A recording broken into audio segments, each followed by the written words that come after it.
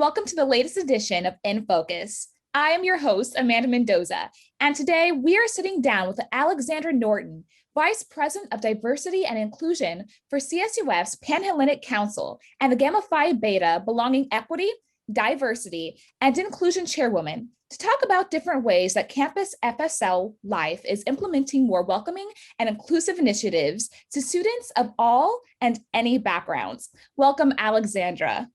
So I'd like to thank you so much for coming here, and just hearing that title already shows how accomplished you are. So before we go into this interview a little more in depth, can you tell us a little more about yourself? Hi, everybody. My name is Alexandra Norton. I am going to be a third year in the fall. I am a child and adolescent development major, and I am a CTVA minor. And I joined Greek Life coming in as a freshman. I went through formal recruitment for Fraternity and Sorority Life right away. And now I am a part of our Panhellenic Community in the international chapter Gamma Phi Beta.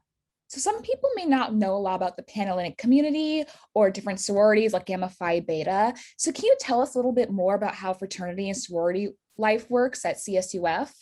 Yes. So Panhellenic Community is a part of our Fraternity and Sorority Life, or as a lot of us call it, FSL. FSL is composed of four big Greek councils. So we have Panhellenic Council, which is what I'm a part of, Interfraternity Council, which is those major fraternities you hear a lot about, our Multicultural Greek Council, and the National Panhellenic Council. All four of those combine to make our big community. And the one that I know the most about, Panhellenic, is made up of 6 international sororities. Wow, it's really interesting to hear that such like a large community to be part of. There's so many different sororities and fraternities and different councils. So that's really interesting to learn about. So can you explain a little bit more about what the process is like for someone who might want to apply to be a part of sorority life? Of course. Every single council has a different process, but for Panhellenic, we do formal recruitment generally in the fall. More information will be posted about it on the official FSL website. But generally, it is a 4-day process. This year, it's going to be a little bit different formatting. It's going to be partially virtual, and I'm not really sure how we're going to go about the process from there. But you go and you spend 4 days. You get to meet every single chapter on our campus, and you just meet the different women, get to know them, and kind of get an idea of what values align with your own, what philanthropy supports what you care about, and where you just think you're going to find your sisters and your home for the rest of your life. Wow, that sounds amazing. Meeting so many other diverse and interesting women who have different goals in life. Sounds like an amazing community to be a part of. So as the Vice President of Diversity and Inclusion, I would like to ask you, so what is your role exactly? What do you do? So on the Panhellenic level, I serve on the executive board that oversees all of the sororities on Cal State Fullerton's campus. Specifically in diversity and inclusion, my main goal is just to make sure that we are being as inclusive as possible. Obviously, having 6 different chapters and all different kinds of women, you meet a lot of different people. And I just want to make sure that everybody feels included and everybody feels like they can be part of this amazing community. So I hold different events, I speak at meetings, I am in contact with each individual chapter just to make sure that we're all kind of on the same page. Last year, we had a book club that was run by our diversity and inclusion chair on Panhellenic, and it was a really great opportunity. A lot of women got to learn more about other cultures. Also, I provide resources about our own campus's diversity and inclusion efforts and other things that are happening in the world. I love hearing that. So in regards to the goals of diversity, so what are some goals that not only you, but the Panhellenic Council in general have with your work in this role? To me, I think that the most important thing about this position is just preparing people for the people that they're going to meet in their life. Every single day we walk down the street and we interact with people who are different from us and people different from those around them.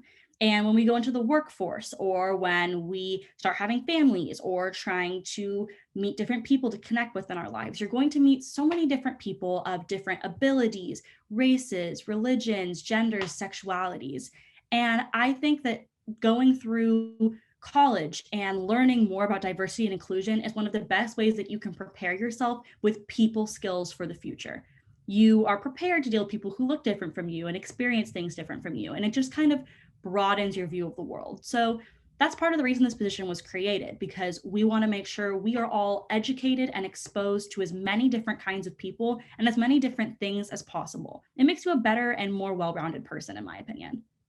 No, I totally agree. I think it's really important, especially nowadays, as our society is becoming more diverse, at least here in California, that we learn about people from different backgrounds, from different walks of life, and we learn how to empathize with people who don't look like us or who don't come from the same backgrounds as us. So I really appreciate the work that you're doing. So you talked about why this position was created. So what motivated you personally to assume this position? For me personally, I grow up different from everybody else. I am half Black, half white. I look different. My hair is different. And I obviously grew up in a very diverse state. California is extremely diverse, but you're still the minority. And going away to college, I was still kind of feeling a little bit like I don't look like people here. I kind of had a hard time. And I was nervous to go through recruitment because I don't look like the traditional sorority girl that you see in a magazine and or in movies or whatever. And I going through recruitment and joining the Panhellenic community has really helped me realize I don't have to look like everybody else, and I can still have fun and enjoy my college life and meet women who have changed my life, no matter what I look like. And I would never want somebody else to be discouraged because they've seen movies and they see what sorority girls look like. And they're like, I don't look like that, or I don't think like that, or maybe I am a different gender, or I'm a different sexuality, or I experience the world differently. Everybody can be included in the fraternity and sorority life community. And I think that this position is the best way to do it. And I like being able to have people come up to me and say, you inspired me to try something that I was afraid to because I saw you and realized I don't have to look like the stereotypical norm. I can look different and still be a part of the community. That's so inspiring. And as someone who's also half Black, seeing someone like yourself in this position really inspires me to go out and promote inclusion as well. So thank you so much just for, being a part of this position and being included in Panhellenic. So how can students promote diversity and inclusion on campus? So there's a lot of different ways you can do it. It's honestly simple changes that you make in your life. I've done multiple workshops about this within Gamma Phi Beta. It's honestly the smallest things. Putting your pronouns in your Zoom name or in your Instagram bio. That way it normalizes introducing yourself with pronouns. So somebody who may not identify as their biological gender feels more comfortable correcting other people.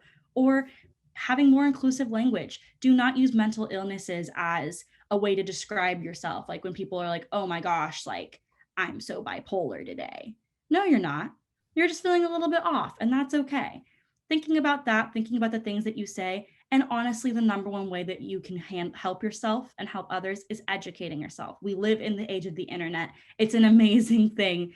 You can Google anything you want and find information about it. There are so many resources, and everybody wants you to be educated.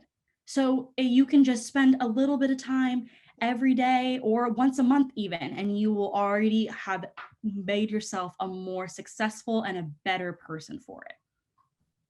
That's really interesting to hear, just how you can really educate yourself and become a more inclusive person when looking at these other worldviews. So where do you see yourself in the sorority? How do you see yourself improving diversity in the sorority life? That is a great question. I think that the number one way in our overall sorority life is with recruitment, because recruitment is the first thing that people see of fraternity and sorority life.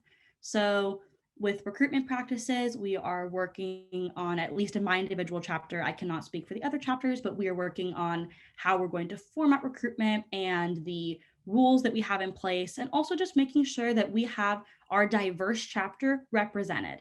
We're working on our social media presence, making sure that we show all different kinds of women and not just a certain type of woman. And also, we're making sure that we are acknowledging different holidays and stuff like that. We did a post for the beginning of Pride Month on June 1st, or we did a post about Asian American hate last month. And just making sure that we are not only educating ourselves from within, but also trying to educate like our graduated sisters and incoming sisters as well. just the whole community as much as we can.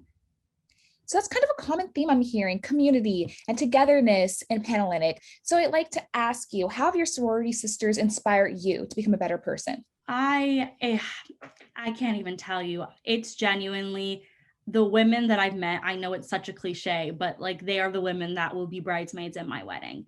They are so inspirational and they pick you up. Like you can be having the worst possible day and someone will just text you like, hey, do you want to get coffee? And they teach me how to be a better person. Obviously, I'm not perfect. I still make mistakes. People correct me all the time and help me educate myself better. And I've had women reach out to me saying, these are things that I want to learn about. These are things that affect me personally. And I learn more about the people that I know. And I think that the number one lesson that I've learned is that you never know what's going on in somebody's life.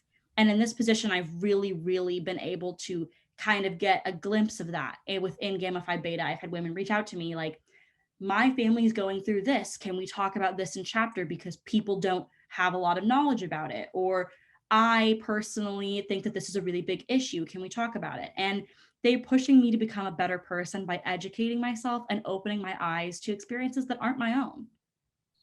So it's a kind of like a two-way streak, how you're helping educate your sisters and they're helping educate you. So that way you can also not only improve yourself, but improve sorority life. And so I just love how close everyone is from what I'm hearing from you. So before we go, I'd like to ask, is there anything else you'd like the audience to know? I would say keep educating yourself. If you're interested in fraternity and sorority life, the website is going to be linked in the description. Go check it out. There are so many amazing opportunities.